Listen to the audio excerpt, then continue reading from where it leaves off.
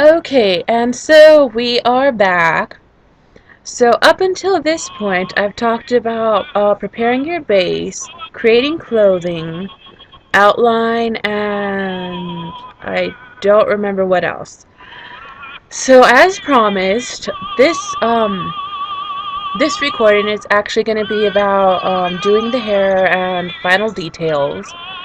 And with this video, what I will probably do is lead you on to start working on the background. So, alright, let's do this. So what I'm probably going to do now is I'm going to create the eyelashes on my base of human growl.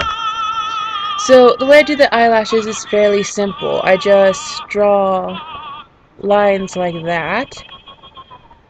And if I'm not sure how it comes out, this is where you'll probably be using the minimize more often than before.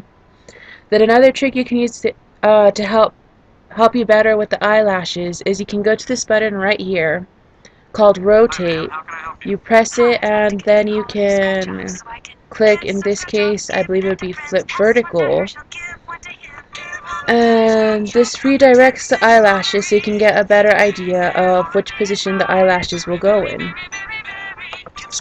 Then again, I'm going to zoom in. It's easier for me when I zoom in. And I'm going to go over my eyes some more with black, since in some pictures of Girl he has this really dark eyeline. I guess I'll just call it eyeliner, this dark eyeliner. So I'm not sure if it's because he actually uses it or if it's because that's the result of the eyelashes he wears. So I'm gonna finish the eyelashes here and I will come right back. Okay, and we're back. So as you can see, I've finished drawing the eyelashes on Grell's eyes. Again, you might want to check to see if there's any angles or something that you don't like on them. But when you are satisfied, you can zoom out to double check to make sure you're happy. So the next thing I have to do for Grell is I have to do his round butler glasses, since, well, not only is he a Shinigami, but as you know, he wears these round glasses in his butler form. So the way I'm going to do that is, again, I'm going to flip the base over. Again, I do this because it makes it easier for me to determine the angle. Then I'm going to do something totally different. I'm going to come over here and select the oval shape. I'm going to go over here to make sure that the size isn't very wide, but just wide enough. Then I'm going to start drawing my circle on there. That appears to be too wide, so I'm going to get rid of it and go thinner. And again, I'm going to draw this round thing. I'm going to keep doing this until I'm satisfied with the shape. Okay, I'm satisfied with that one. Then I'm going to come over here, attempt to repeat the same thing.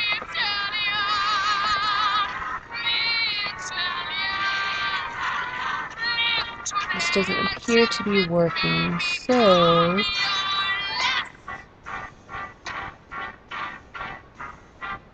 when this happens, we're actually going to zoom in, and we're going to take our pencil, and that's right, you guessed it, we're going to draw it in.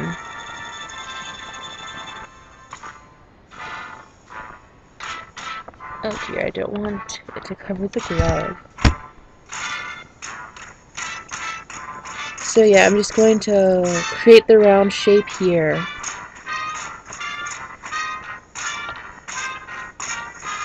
And hope I get it right.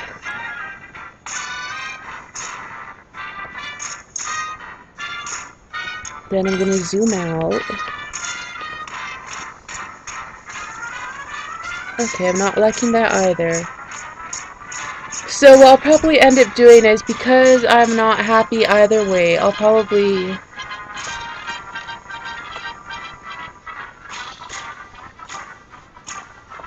leave it blank. I'm not sure yet, but I'll come back to you right now to let you know and tell you what I do. Okay, so again I'm back, and you see that I drew it right here. And you'll also notice that I added this here as well. Basically, all this is it's to add the glint or shine that you see reflected off of glasses. So I've done that. Next I'm going to go over here, and actually it'd probably be wiser if I first change my color, don't you agree? Okay, so once I do that, I'm going to come over here, and I'm going to draw the glasses back here. Again, I'm going to do that here. And then what we're going to do... Does that look right to you? Yeah, I agree, it doesn't look right. So again, I'm going to change it. I think it should be a bit higher up, like this. Yes, as I said before, you kind of see how sometimes I do something and I have to analyze it, go back and decide if it looks good or not. So there's that. Also, when you're doing this, don't be afraid to flip it over and over again, so you can see whether or not you're liking the way it turns out. Again, I'm not liking the way it's coming out, so I'm going to keep working on this until I'm happy with it, and I'll be right back. Okay, so I'm back again. Now, if you remember, I was saying I was not happy about how the part of the glass that you put behind your ear wasn't coming along. So after trying about 3, maybe 4 more times, eventually what I've done is, you see these lines here, these right here that weren't there earlier. The reason they're there is because while I was creating the side of the glasses, I started to notice that something seemed a bit off with the ear. So basically what those lines doing there were placed there to give me a measure of where the ear is placed at. So normally the way it works for me when I create my anime bases, well, color my anime bases, even when I draw my anime characters, is that the top of the ear touches the bottom part of the eye. Then the bottom part of the ear touches the bottom of the nose right here. So the main reason these lines are here are to show that to you, and also to better let me know why it seems so off. So what's going to happen next is I'm actually going to erase the ear using the same process you saw me do before. And then I'm going to go back and redraw this same ear, but using black pencil and with the measurements I told you about. So I'm going to finish erasing this, and then I'll tell you how to do the ear. So I'll be right back. Okay, hello again. So I'm back, and you see that area is completely gone now. So like I said, I'm going to start drawing the ear in. The ear is actually fairly simple, probably one of the most simple things you're going to draw in here. So the way I do it is I like to try guessing where I'd start the ear at, which is about right here. Then I just go around like so, try guessing or estimating where the bottom of the nose is at, which is about right there. Then I'm going to minimize again, see if I placed it in a good location. Seems a bit off, so I'm going to perform an experiment here. And that experiment consists of selecting this area and then moving it.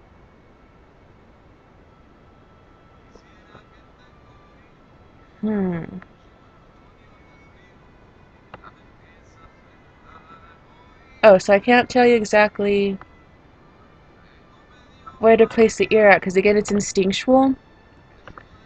But basically trust your senses to let you know when something looks like it's in a good location. So once I have the ear down, I'm going to draw another line in here, like so. Again, we're going around. But now I'm going to bring this up here, then bring it in like so. Then I'm going to put another line. And this other line, I'll probably go back to edit. And that's basically all you do with the ear. So I'm going to do a few more touches. Actually, no, that looks good. So now I'm going to bring this over here. I'm not sure if you can see how it actually looks a bit better now. Then, let me see, it's around here, I think, where I'm going to draw that line that Girl has attached to his glasses. And voila! Well, okay, not voila, I still have a lot to do here, but I'm not going to color the glasses in yet because I still have to do the hair. So what some people do is they go back to pictures of their characters when they're not sure how to do the hair. So sometimes I do that with Human Grail, but this time I'm going to try doing it by memory, since the way I've kind of taught myself how to remember is his hair normally, well, his hair is very similar to Maximilian Pegasus's hair from Yu-Gi-Oh! And so for a time I was RPing as a Maximilian Pegasus. So I kind of know more or less how the hair goes.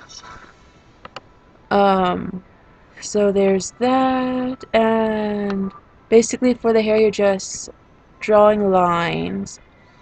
What I like to do with Girl and his hair is I try to make it look really pretty and long, and it's always, I want to say perfect, but it's not perfect. I'm not sure how many of you have seen the movie The Vampire Chronicles, Interview with the Vampire. Well, the characters on there are kind of where I draw my inspiration for Growl's hair as a human, since it's like so long and it looks soft and smooth. So that's kind of the same look I tried going for with Growl's hair. So, alright, so I'm going to finish drawing the hair and then I'll come back to tell you about coloring the hair, since there is a trick about it that I think you all should know. So I'll be right back. Oh wait, before I be back, I want to tell you, don't be afraid to make the hair longer than what it seems on the anime, because exaggeration makes artwork even more appealing. So I've been told, and still often is the case, adds more interest to it. So anyhow, I'll be right back. Okay, and we're back. So basically, this is the basic idea of the hair so far. You'll notice I haven't erased the head yet, well, this part of the head.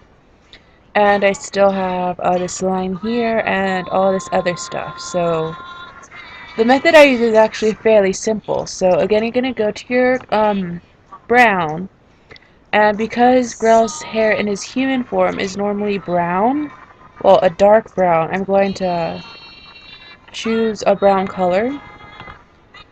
And I'm just going to go to my paint bucket and fill it in like so. But if you see this is filled in right here, that means I didn't take my own advice and I have a black line, well, an unclosed line somewhere around here. So let me fix that pretty fast. I think that's a little sucker. So we're going to try again, and hopefully I got it. So yes, okay, I got it. So I'm just going to continue doing this. And when I'm ready to get rid of this part, I'm going to take my brush and just erase it like that. Okay, so the main thing I wanted to, well, the other thing I wanted to point out is you see this area right here and this area right here. Well, the thing is, because this area is like under the skin and under the hair, it's going to be darker than the rest. So you're going to use a darker brown to fill that out, and you're just going to, I'm going to fix that right now, color it in like that. So I'll be right back on the next video.